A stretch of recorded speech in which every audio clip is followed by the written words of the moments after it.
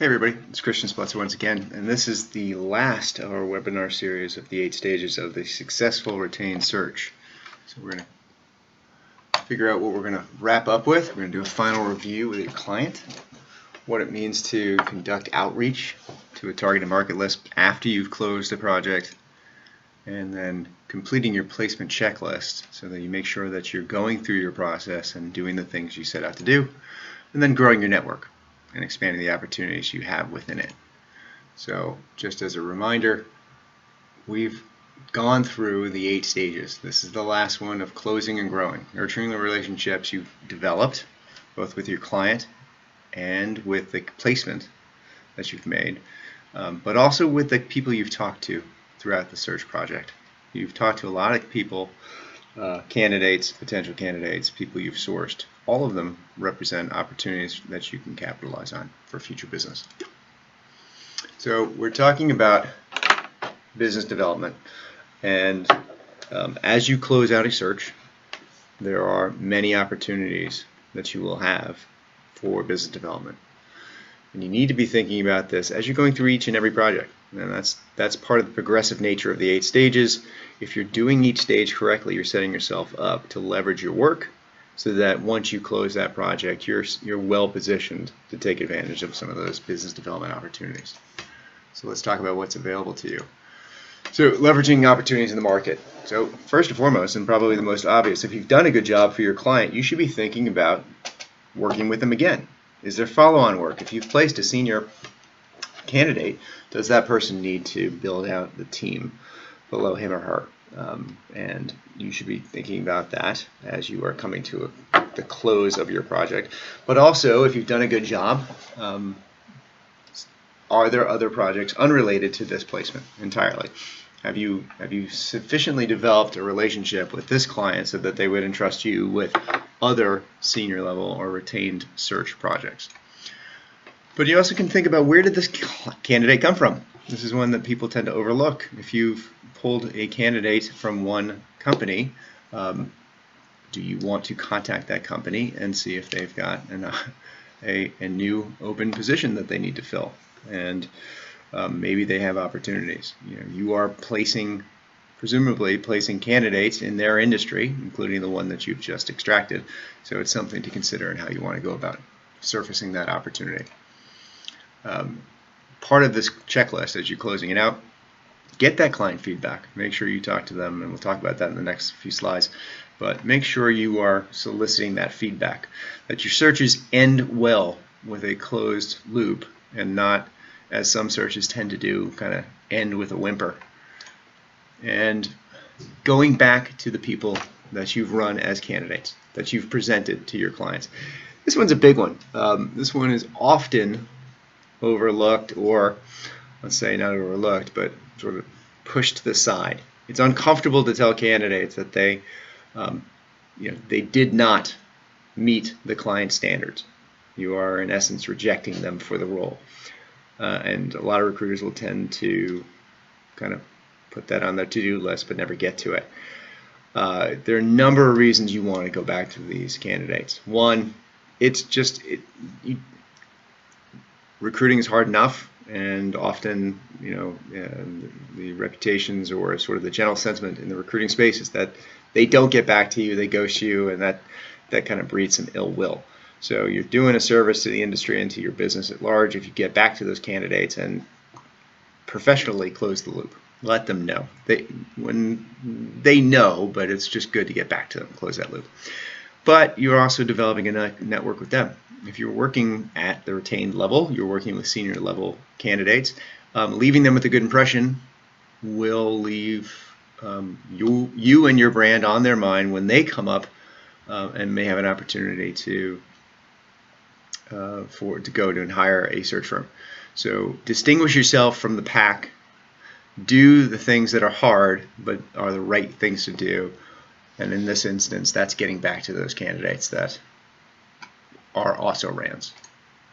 So once you are done with a placement, you may want to go and tell the market about that placement. Now, it's an industry practice that a lot of firms implement, But one thing that I would just say is you've developed your targeted marketing list. One tactic is to tell everybody. Another here is to build a more targeted marketing list. So with your source environment, you've got to an opportunity to really tailor something that's, say, purposeful. You are able to go to the companies that you researched in your search strategy. They're the ones that are going to care about this placement the most. Right? Knowing that you do retain search is something that, yes, you want to communicate to the market. But knowing that you are placing candidates within an industry that is relevant to your target audience is going to get them to take that extra second to read that marketing email. And maybe that will brand you a little bit better than telling everybody about everything that you do. So who are the buyers of searches at those target companies? If you are placing a VP and you've built a target company list of 50 or so companies, who are the CEOs at that company? Who are the HR professionals? Who are the hiring managers? They're the ones you want to say, I place people at this level in your industry and recently made this placement. That will get their attention. Everybody gets emails all the time, every day. Very few get read with a discerning eye. It has to be in their interest, and if you can find a targeted marketing approach to your placement announcements, you're probably going to get a second look. So is it relevant to your client's industry? Is that third piece that you can really accomplish if you take this targeted marketing strategy or approach.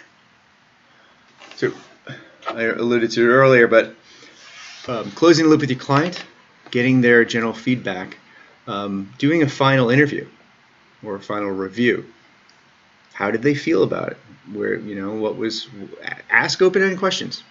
See if they will give you an opportunity to grow as a recruiter.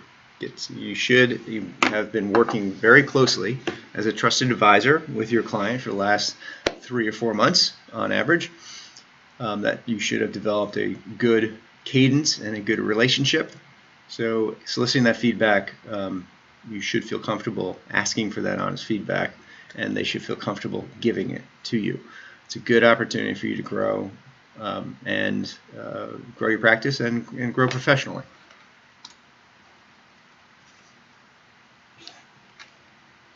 So meeting with your clients, asking open-ended questions, getting that feedback, and learning more about how you can improve your process is all part of this final review.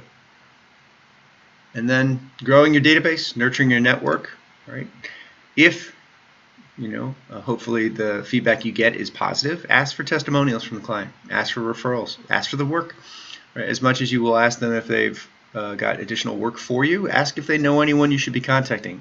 If you've developed a relationship where you feel comfortable, ask for them to introduce you to people within their network that might be in need of your services.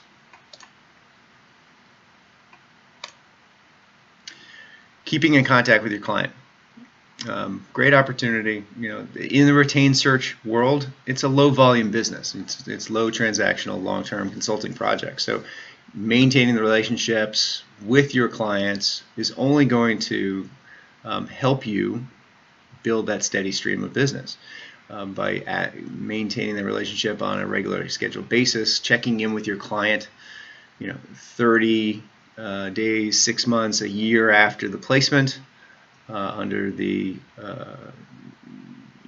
with the intent of checking in on how the placement's going. That is purposeful. That is something that they will be interested in talking with you at the close of the project. It's something that you will glean information from, both for how your placement is performing, but also for potential again opportunities for within the company and for additional opportunities that your client may be able to surface with you or for you. And that's the cadence of which is totally arbitrary and up to you, depending upon the situation and how you'd like to maintain that contact. So that's the end of the Stage 8 Close and Grow webinar. It's the end of our series here. There are a number of worksheets and downloadable forms to help you to sort of supplement our webinar series, and hopefully you find that they are helpful to you as you implement some or all of these best practices into your practice. If you have any questions, come to our website at clockworkrecruiting.com. There's a lot more material on there, and a lot that we would hope to be able to share with you. Thank you.